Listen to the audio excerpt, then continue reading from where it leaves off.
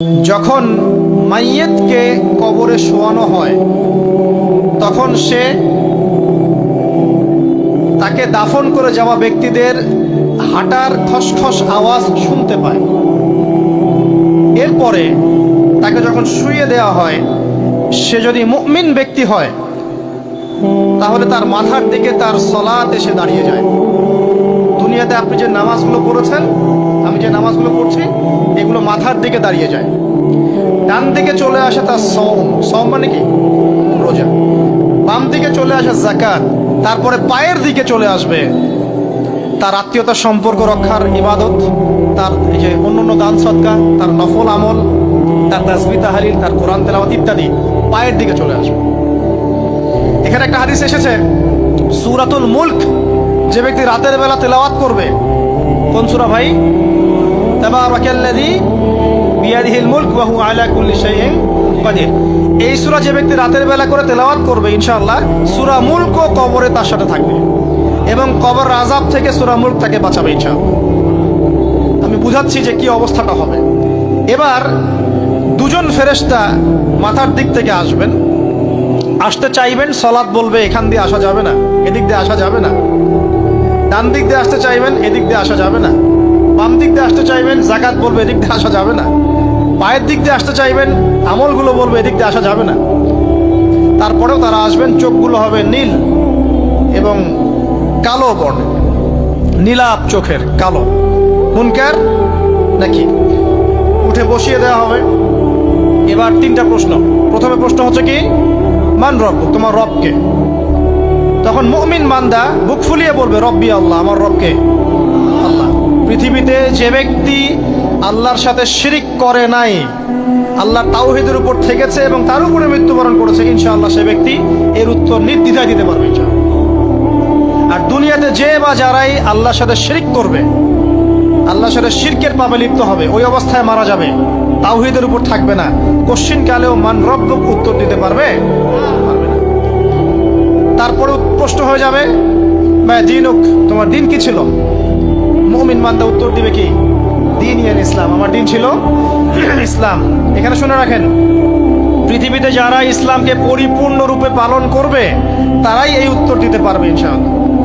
যারা ইসলামকে ঠাট্টা বিদ্রুপের হাসি তামাশার পাত্র বানিয়েছে, মন চাইলে কিছু করি, মন চাইলে কিছু করি না, সহজগুলো একটু আমল করি, বাকি কিছুর আমল ধারি না, হ্যাঁ, নামাজ পড়ি, সুদ ছাড়তে পারি না, ঠিক আছে, বছর বছর ওমরা করি, এদিকে ঘুষ দুর্নীতি ছাড়তে পারি না, ইসলামকে ঠাট্টা তামাশার পাত্র বানিয়েছে, এরা কোশ্চিন কালে উত্তর দিতে পারবে না মা দীনুক। দিনে পরিপূর্ণ ফিস সিলমি কাফা, পরিপূর্ণরূপে ইসলামে প্রবেশ করতে বলেছেন আল্লাহ রাব্বুল আলামিন। যারা পরিপূর্ণরূপে ইসলামে প্রবেশ করবে এবং ইসলামের প্রতিটা মৌলিক বিধান মেনে চলবে, ইনশাআল্লাহ তারা এর উত্তর দিতে পারবে। এরপরে আসবে তৃতীয় প্রশ্ন। নবী সাল্লাল্লাহু আলাইহি ওয়াসাল্লামকে দেখানো হবে।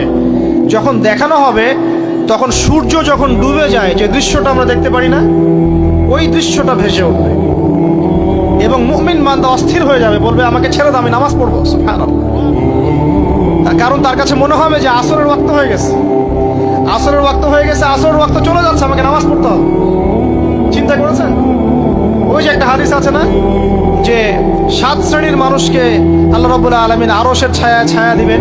তার মধ্যে এক শ্রেণীর মানুষকে, যার অন্তর মসজিদের সাথে ঝুলে থাকে, তার মন মসজিদের সাথে ঝুলে ছিল, এই সূর্য ডুবে গেল বলে আমাকে ছেড়ে দাও, আমি নামাজ পড়তে যাব। তখন ফেরেশতারা বলবেন তোমাকে নামাজ পড়তে দেয়া হবে, তবে তার আগে তুমি এর উত্তর দাও। কি উত্তর? এই ব্যক্তির দিকে তাকাও। তখন নবী সাল্লাল্লাহু আলাইহি ওয়াসাল্লামকে দেখানো হবে, সাল্লাল্লাহু আলাইহি ওয়াসাল্লাম দরুদ পড়বেন। বলা হবে যে এই ব্যক্তির সম্পর্কে তোমার কি ধারণা?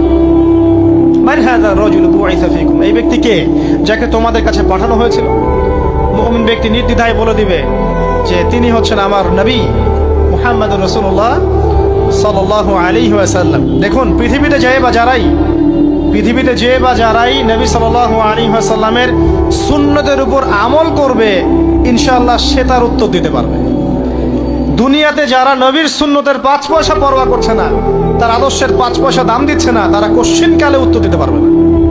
নাম হতে পারে আব্দুর রহমান, আব্দুর রহিম, নবীর সুন্নতের ধার ধারে না, তারা উত্তর দিতে পারবে না। নবীর সুন্নতের গুরুত্ব কত গভীর, এটা আমাদেরকে এখান থেকে বুঝতে হবে। তাই প্রিয় যুবক ভাইরা, মুসলিম ভাইরা, আমাদের জীবনটাকে নবীর আদর্শ এবং সুন্নতে ঢেলে সাজাতে হবে। সকাল থেকে সন্ধ্যা পর্যন্ত প্রতিটা কাজ করবো কার তরিকায়?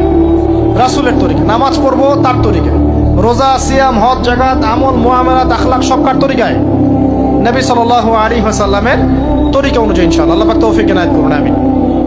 এবার ফেরেশতা দুজন জিজ্ঞাসা করবেন অবাক হয়ে, যে তুমি কিভাবে এটা জানলে? তুমি কিভাবে এই তিনটা প্রশ্নের উত্তর দিতে পারলে? কারণ বেশিরভাগ মানুষ তো উত্তর দিতে পারবে না, বেশিরভাগ মানুষই এই উত্তর দিতে পারবে না। কারণ কিয়ামতের মাঠে 1999 জন মানুষ জাহান্নামে যাবে। তো এটা কঠিন পরীক্ষা। আল্লাহ রাসূল সাল্লাল্লাহু আলাইহি ওয়াসাল্লাম বলেছেন যে নিশ্চয়ই তোমাদেরকে এখানে পরীক্ষায় ফেলা হবে, আর তোমরা যদি এই পরীক্ষা জেনে তোমাদের মৃতদেরকে দাফন করা থেকে বিরত না থাকতে, তাহলে আমি তোমাদেরকে শুনিয়ে দিতাম কবরে কেমন পরীক্ষা হয়। মানে যদি আমরা শুনতে পারতাম যে কবরে কেমন পরীক্ষা হয়, আমরা ভয়ে আমাদের মৃতদেরকে দাফন পর্যন্ত করতাম না। এটা নবীজি বলছেন সাল্লাল্লাহু আলাইহি ওয়াসাল্লাম। তাকে জিজ্ঞাসা করা হবে যে তুমি কিভাবে জানলে এটা? বেশিরভাগ মানুষ তো পারে না উত্তর দিতে। তখন সেই ব্যক্তি বলে বসবে, সেই ব্যক্তি বলবে যে করাতু কিতাব আল্লাহ, আমি আল্লাহর কিতাব এই কোরআন পড়েছি। মুমিন বলবে আমি আল্লাহর কোরআন পড়েছি, ফাআমানতু বিহি, আমি এর উপর ঈমান এনেছিলাম, ওয়া সাদ্দাকতু, এবং সত্যায়ন করেছিলাম। অতএব দুনিয়াতে যারা দ্বীনের জ্ঞান অর্জন করছে না, কোরআন পড়ছে না, হাদিস পড়ছে না, পড়াশোনার চেষ্টা করছে না, জানার চেষ্টা করছে না, কবরে পার পাওয়া ডিফিকাল্ট আছে। এটা একটা অন্যতম প্রশ্ন। আমরা কিন্তু মনে করি তিনটা প্রশ্ন হচ্ছে, আসলে প্রশ্ন হচ্ছে কয়টা? 4টা। তিনটার পরে আরো একটা এক্সট্রা। কিভাবে জানলে? তখন উত্তর দিচ্ছে আমি আল্লাহর কিতাব পড়েছি, ঈমান এনেছি,